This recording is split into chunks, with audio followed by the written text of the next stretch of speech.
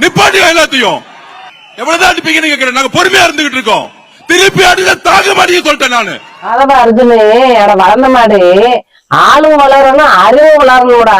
போய் CM CM sir எங்களை அடிக்காதீங்க, நாங்க திருப்பி அடிச்சா தாங்க மாட்டேன். இன்னைக்கு பாத்தீங்கன்னா தேர்தல் கமிஷன் கையில இருக்கிற எல்லாமே முட்டா பையில சிஎம்க்கு பிரச்சாரத்துக்கு நேரம் பத்தலையடா. அது என்ன சிஎம் சார நாங்க திருப்பி அடிப்போங்கிற வாடா அடிடா. பாட்டில வீசி அடிக்கிற அளவுக்கு நீ என்னடா பெரிய ஒருத்தாடா? நீ ஒருத்தே இல்லடா. இப்ப சொல்ற நீ ஒருத்தே இல்லடா. இன்னைக்கு காட்டுறியடா ஒரு வீடியோ எடுத்துட்டு புறுப்புரிக்கு பாட்டில் வீசுறது உன் கட்சிக்காரன். அது நல்லா எல்லாருக்கும் தெரிஞ்சிருச்சு. அந்த புறுப்பை காட்டுறேன். ஏண்டா கரூர்ல செத்த புறுப்பு எங்கடா ஆயிடுச்சு?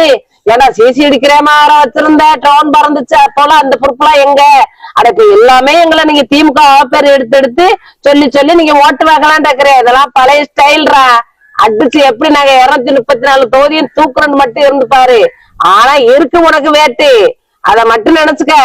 சிஎம் உனக்கு என்ன வாயில மண்ணை அள்ளி போட்டாரு? என்ன நடந்தாலும் இப்ப யாருடைய ஆட்சி நடந்துகிட்டு தெரியுதா? அடே மத்திய அரசாங்கத்துடைய தேர்தல் கமிஷன் நடந்துகிட்டு இருக்கு. இப்பவுமா சிஎம் ஏடா உனக்கு ஒண்ணுமே தெரியாம இருந்துகிட்டு அது எம்ஜிஆர் அப்பா அடிச்சாரு. ஆளும் வளரணும் அறிவும் வளரணும், அதுதான் வேணும் மனிதருக்கு. உனக்கு ஆளும் வளர்ந்தது பத்தாது, அறிவு வளர்ந்ததும் பத்தாது, எதுவுமே இல்ல. ஏண்டா நீ இருக்கிற தொண்டைகளை எல்லாம் முட்டாள் நினைச்சுக்கிட்டு இப்பவும் திமுக நீங்களே உங்க விச்சூர் வாரிசு நீங்க செய்யற தப்பையெல்லாம் செஞ்சுட்டு திமுகன்னு சொல்லுவீங்க. ஏண்டா அந்த ஒருத்த சரத்துன்னு இருந்தானே விச்சுவல் வாரிசு, அவன் என்ன பண்ணான் தெரியுமில? பொம்பளை பிள்ளைகளையெல்லாம் அதெல்லாம் தெரியல. நீங்க முட்டு கொடுக்க ஆள் இருக்கிறான், நம்ம தப்பு பண்ணிக்கிட்டு இருக்கேன். சிஎம் தூசியோட நீ பெற முடியாதுடா. ஒரு நாண்டாலும் திருநாடு சிஎம் சீட்ல இருந்த வர்றா. நீ அவட்ட போட்டி ஓட்டுக்கிட்டு சிஎம் சார் நீ அடிக்கிறிய, நாங்க திருப்பி அடிச்சோம்டா தாங்க மாட்டோம்டே.